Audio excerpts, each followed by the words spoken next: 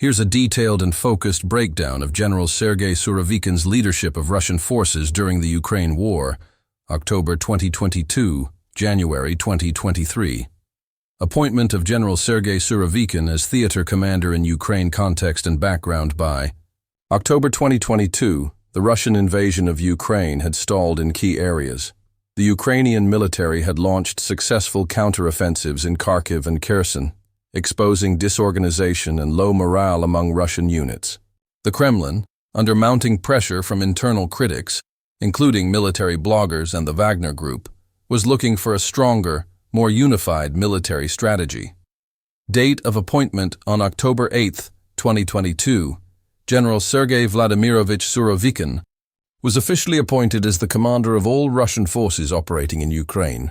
This marked the first time since the beginning of the war, February 2022, that a single officer had been given overall unified control of the military campaign.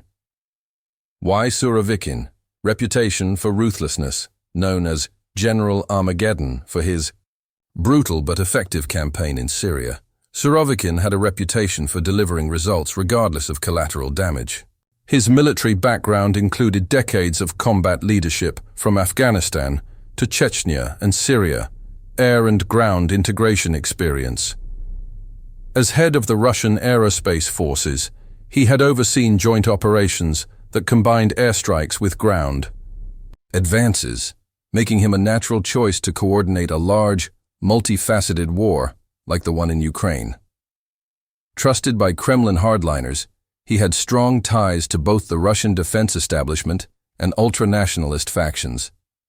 His appointment was reportedly backed by figures like Yevgeny Prigozhin, head of Wagner PMC, reflecting Putin's attempt to appease hawkish critics. Military objectives. Upon appointment, Surovikin was tasked with several immediate goals. Stabilize front lines after major losses in northeastern Ukraine. Create a unified command to coordinate Russia's fragmented units. Fortify defensive positions before winter. Deter further Ukrainian gains in strategic regions like Kherson and Donbass. Notable initial actions: massive infrastructure bombardments. Just days after his appointment, Surovikin launched widespread missile and drone attacks, targeting Ukraine's power grids, heating infrastructure, and civilian facilities. These strikes led to rolling blackouts and widespread suffering, particularly during the cold months. Strategic retreat from Kherson. In November 2022, he authorized a full withdrawal from the west bank of the Dnipro River, including the city of Kherson. While this was a blow to Russian prestige, military analysts viewed it as a necessary and professional maneuver to preserve forces and regroup. Construction of defensive lines. He initiated the building of fortified positions later called the Surovikin Line, particularly in Zaporizhzhia and Donetsk. These entrenchments would later slow down Ukrainian counteroffensives significantly in mid-2023. Public statements. In rare televised briefings, Surovikin openly acknowledged the difficult decisions ahead and framed the situation as a long, attritional conflict. He emphasized protecting Russian troops and preparing for a protracted war rather than fast offensives.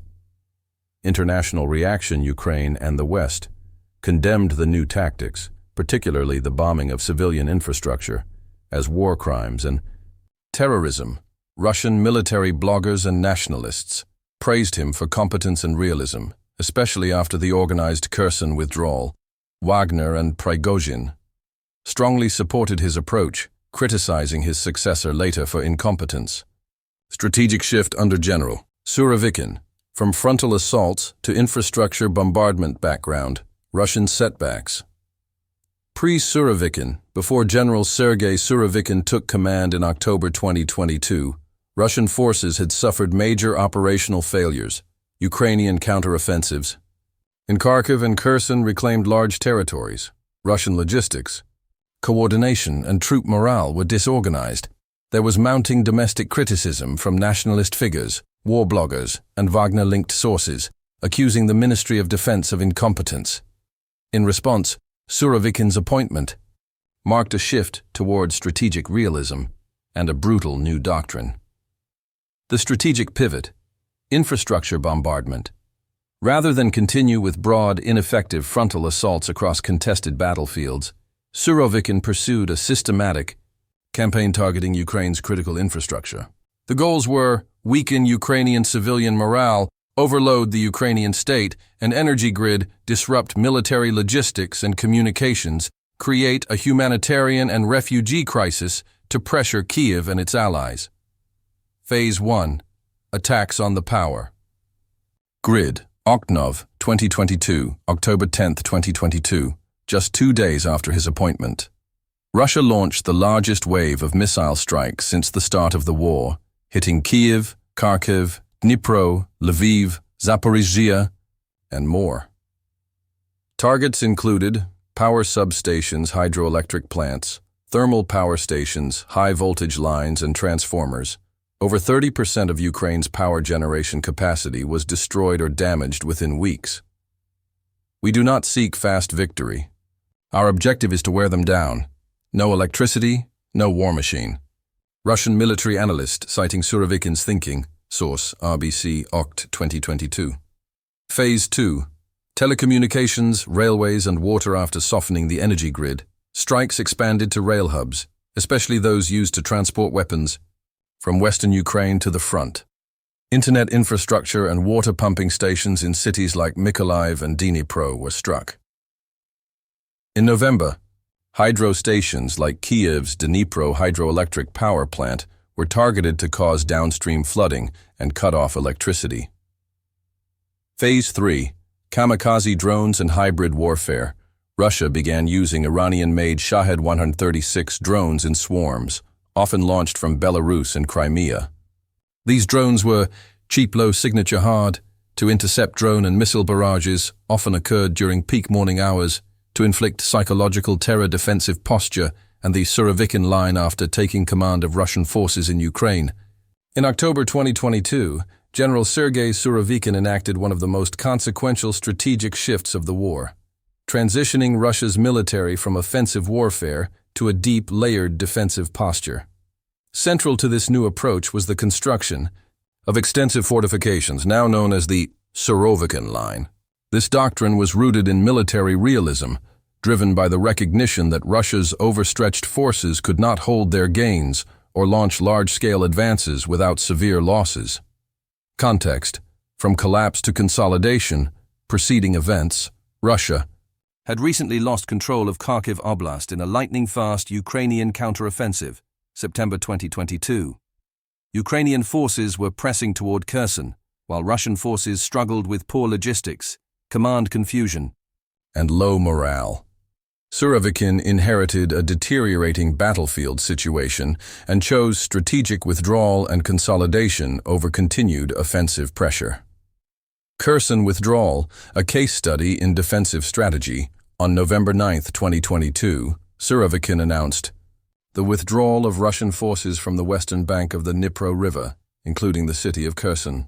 This was a significant tactical retreat.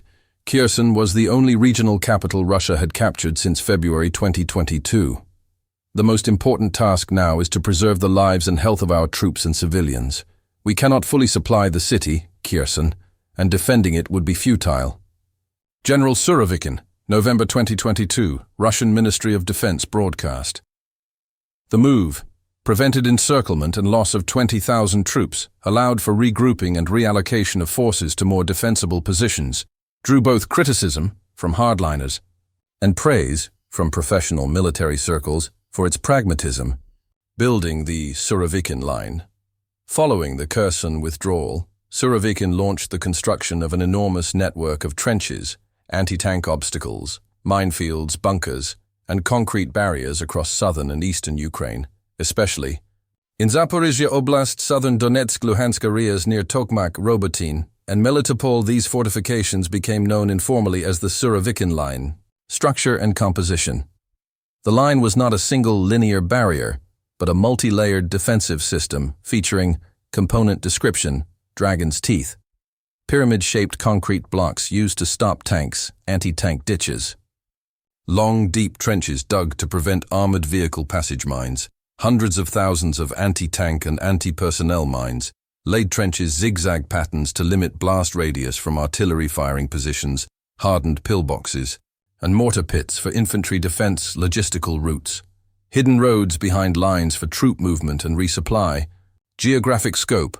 According to satellite imagery and battlefield reports by late 2023, the Surovikin line spanned hundreds of kilometers. Some areas had 3 or more parallel defensive belts. Fortifications were deepest in Zaporizhzhia, where Ukrainian breakthroughs were most expected. Strategic purpose. Surovikin's objective was not to repel all attacks indefinitely, but to absorb and slow Ukrainian offensives, force Ukraine to expend massive resources and manpower, buy time for Russian reinforcements, and political recalibration, protect Crimea and the land corridor from Russia to Crimea via Melitopol and Mariupol military.